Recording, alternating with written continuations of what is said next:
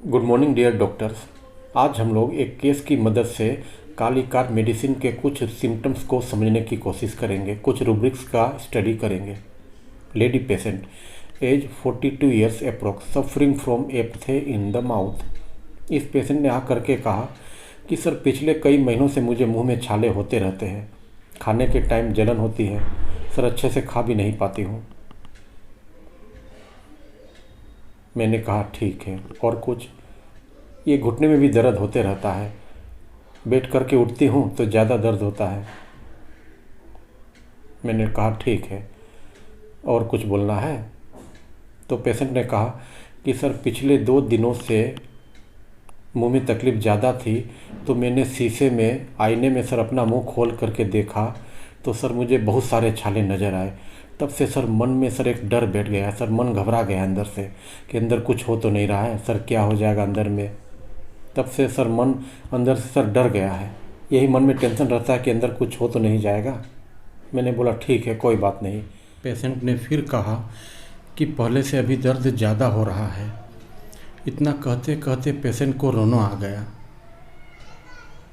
फिर पेशेंट ने पूछा कि सर अंदर कुछ हो तो नहीं जाएगा, अंदर कुछ बढ़ तो नहीं रहा है? अपना मुंह खोलिए और अंदर मुझे दिखाइए। तो पेशेंट ने मुंह खोला, पर उसका मुंह आधा ही खुला और अंदर मुझे कुछ दिख भी नहीं रहा था। पेशेंट का मुंह आधा खुलने के कारण मैंने पेशेंट से पूछा कि आप गुटखा वगैरह खाते हैं क्या? पेशेंट ने हिचकिचाहट के साथ कहा कि सर कभी कभी थोड़ा बहुत खा लेती हूँ। परंतु पेशेंट के साथ उसकी जो लड़की आई थी उसने कहा कि सर ये थोड़ा बहुत नहीं, रोज़ बहुत ज़्यादा खा लेती है। हम लोग इसे सर मना करते हैं पर ये मानती ही नहीं है। हम लोग इसे बार बार कहते कि इसे मत खाओ, बाद में तकलीफ़ बढ़ जाएगी, पर सर यह सब सुन करके भी सर अनसुना कर देती है, जैसे इसने कुछ सुना ही नहीं। अब तो सर हम लोगों ने भी सर इसे बोलना बंद कर दिया है। मैंने भी गुटखा खाने को लेकर पेशेंट की ज़्यादा बेइज्जती करना उचित नहीं समझा, इसलिए पेशेंट को 2 लाइन में कहा कि यदि आप गुटखा कम खाते हैं तो अच्छी बात है, अगर ज़्यादा खाते हैं तो उसे कम कर दीजिए, नहीं तो आगे जा कर के तकलीफ़ और बढ़ जाएगी। This patient belongs to middle class category.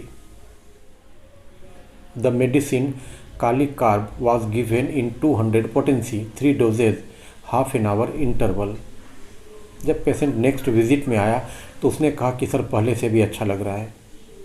इसके बाद क्या हुआ कि पेशेंट ने 1 महीना दवा खाई, उससे बहुत अच्छा भी था, पर फिर उसने मेडिसिन डिसकंटिन्यू कर दिया। इसके बाद वह 4-5 महीने के बाद आई, तब उसने कहा कि सर तकलीफ़ मेरी फिर से सर वापस आ गई है, सर मैं इतने दिनों गांव में थी इसलिए दवा लेने नहीं आई। The same medicine was repeated in 1 m potency.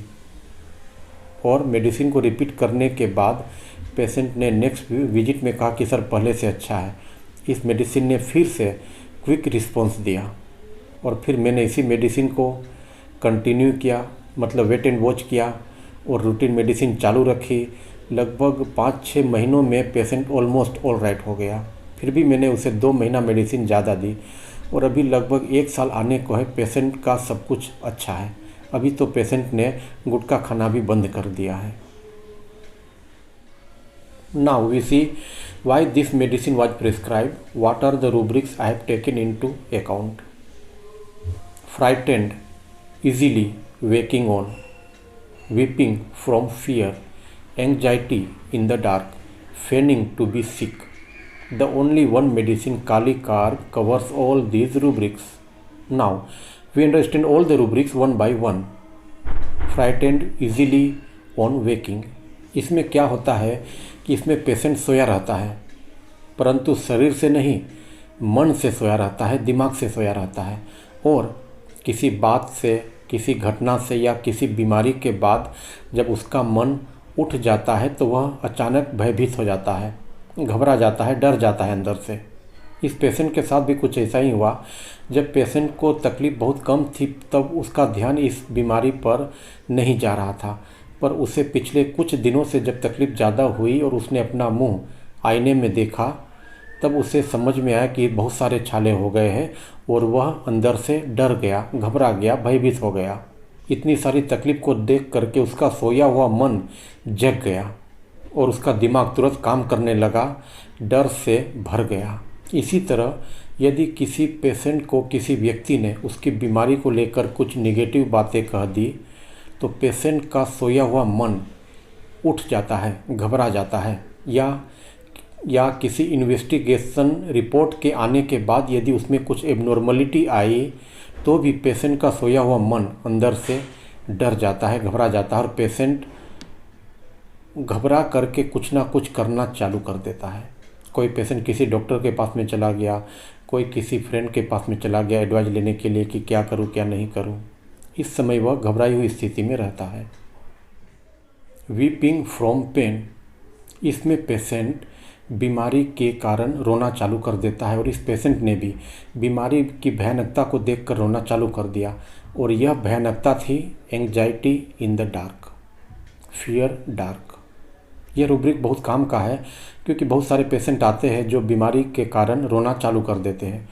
और एक बहुत ही इंटरेस्टिंग बात है कि इसमें केवल 3 मेडिसिन है, kali carb, phosphorus and spongia. 3 medicine के कारण हमारा वर्क बहुत छोटा हो जाता है। यदि हम इन तीनों मेडिसिन में डिफ्रेंशिएशन जानते हैं तो on the spot medicine select करके प्रेस्क्राइब कर सकते हैं, नहीं तो कुछ वर्क कर लेंगे तो हम मेडिसिन को आसानी से समझ जाएंगे कि कौन सी मेडिसिन है। इस वीडियो के अंत में हम इस रूब्रिक की तीनों दवाओं के बारे में कुछ डिस्कस करेंगे जिससे हम इस रूब्रिक को आसानी से अप्लाई कर सके, पेशेंट में ऑब्जर्व कर सके। एंग्जाइटी इन द डार्क, इसमें पेशेंट अपनी बीमारी को लेकर अंधेरे में रहता है, उसे कुछ समझ नहीं आता है, उसे कुछ नज़र नहीं आता है, इसीलिए उसे चिंता होती है कि अंदर क्या हो रहा है, अंदर कुछ हो तो नहीं जाएगा। इस पेशेंट ने भी कुछ इसी तरह कहा था कि सर अंदर कुछ हो तो नहीं जाएगा, बीमारी बढ़ तो नहीं जाएगी।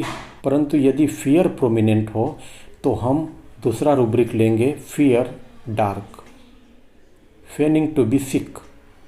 इस रूब्रिक में पेशेंट कुछ न कुछ बहाना करता है, बीमार होने का नाटक करता है या अपना उल्लू सीधा करने के लिए कुछ और तरह का नाटक करता है, जैसा कि इस पेशेंट ने किया। पेशेंट ने घर वालों की बातें सुनकर भी उस पर कोई रिएक्शन नहीं दिया, उस पर कोई प्रतिक्रिया व्यक्त नहीं की। यहाँ पर मैंने सिक शब्द को बीमारी के रूप में नहीं बल्कि पेशेंट अपने परिवार वालों को धोखा दे रहा है, सुन करके भी अनसुना कर दे रहा है, इस टर्म में लिया है। I am doctor Mukesh Gangani on my YouTube channel the art of homoeopathy and now we shall discuss about some tips of the rubric weeping from fear. जैसा कि मैंने ऊपर बताया कि इस रूब्रिक में 3 मेडिसिन हैं, kali carb, phosphorus and spongia. बहुत सारे पेशेंट या बच्चे डॉक्टर के नाम से ही डरने लगते हैं और रोना चालू कर देते हैं। वे डॉक्टर के पास नहीं जाना चाहते हैं, उन्हें डर लगता है और इस डर का कारण अलग अलग पेशेंट में अलग अलग हो सकता है।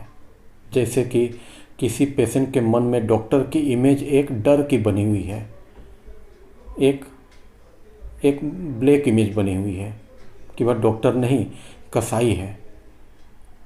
The rubric is delusion image black, और इस ब्लैक इमेज के कारण पेशेंट उस डॉक्टर के पास नहीं जाना चाहता है।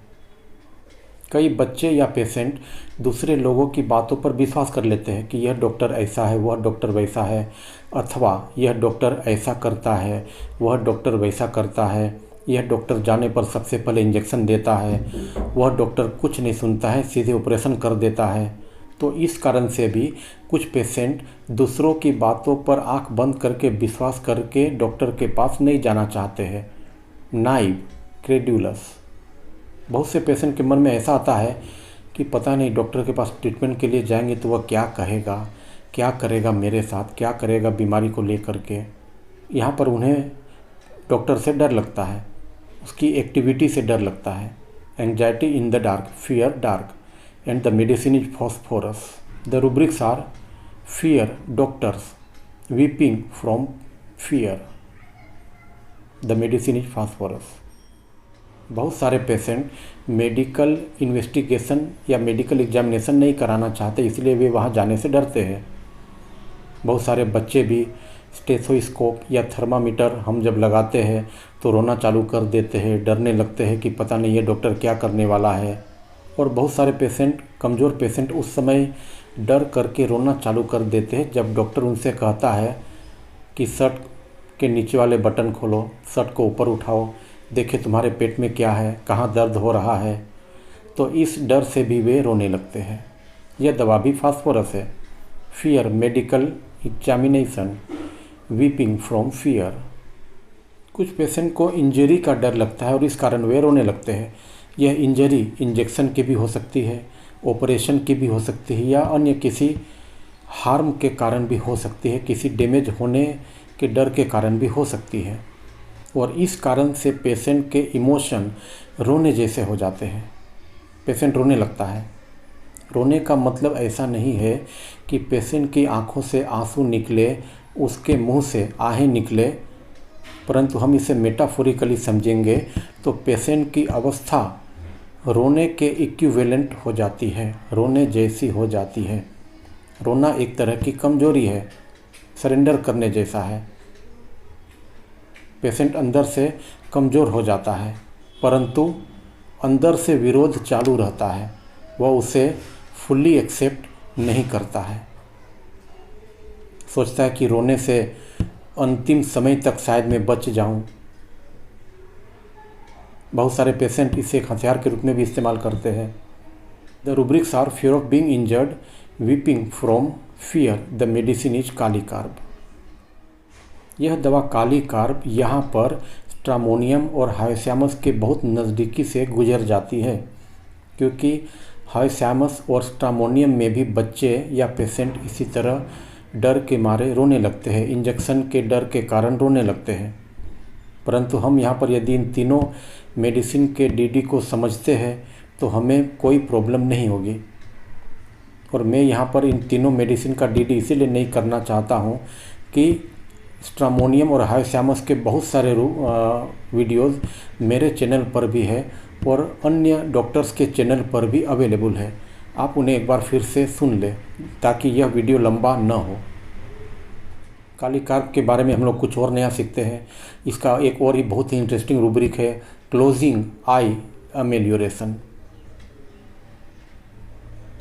इसमें पहले केवल एक ही मेडिसिन हुआ करती थी कालीकार्ब, बाद में जिंकम मेटालिकम ऐड की गई। इसका मतलब यही है कि जब पेशेंट अपनी आंखें बंद किए रहता है तो उसे अच्छा लगता है, उसे आराम मिलता है, उसे शांति लगती है। परंतु यह आंखें शरीर की नहीं, मन की आंखें हैं। अर्थात कहने का मतलब यह है कि कोई घटना या कोई बात या कोई बीमारी पेशेंट की परेशानी को बढ़ा देती है तो पेशेंट उस तरफ ध्यान नहीं देता है, अपनी आंखें उस तरफ से बंद किए रहता है और उस समय उसे अच्छा भी लगता है, उसे मन की शांति मिलते रहती है, उसे एम्यूलेशन होता है और वह इस बात को जानता भी है कि जब तक वह इस अवस्था में है तब तक वह ठीक है। कालीकार्ब से हट करके एक और बहुत ही इंटरेस्टिंग रूब्रिक है, फियर मेडिसिन। क्योंकि हम लोग बहुत बार मेडिसिन में, इंजरी में, इंजेक्शन में अलग अलग रूब्रिक्स को डिफ्रेंशिएट नहीं कर पाते हैं और हम लोग डायरेक्टली मेडिसिन स्ट्रामोनियम दे देते हैं, हाइस्यामस दे देते हैं और बहुत बार हमें फेल्योर होना पड़ता है। इस रूब्रिक में 7 मेडिसिन है। Fear medicine, allium sativa, carcinosin, crot h, felco, hyoscyamus, iberis and ruta. मुझे एक लेडी पेशेंट याद आ रही है जो मेरे पास बहुत लंबे टाइम से ट्रीटमेंट ले रही है। उससे बहुत सारी बीमारियां भी थी। पेशेंट जब भी आती थी तो जैसे मैंने उसे कहा कि मुंह खोलिए, तो वह कहती थी इसे कुछ होगा तो नहीं ना, कोई नुकसान तो नहीं होगा। उसने मुझसे बीच में भी पूछा था फ़ोन करके कि मैं वैक्सीन ले सकती हूँ, उससे कोई नुकसान तो नहीं होगा। या फिर जैसे उसने कुछ पूछा कि मैं ये शैम्पू यूज करूँ, मैं ये ऑयल यूज करूँ, तो मैं उससे कहता था कि हाँ आप यूज कीजिए। तो मैं उससे पूछता था कि आप ऐसा क्यों कर रही है, तो उसने कहा कि मुझे डर लगता है कि इससे कुछ हो तो नहीं जाएगा, इसीलिए। तो ये सब कुछ सोच करके मैंने उससे हाइस्यामस, स्ट्रामोनियम और अन्य बहुत सारी मेडिसिन दी, परंतु वह रिजल्ट नहीं मिला मुझे जो मिलना चाहिए था।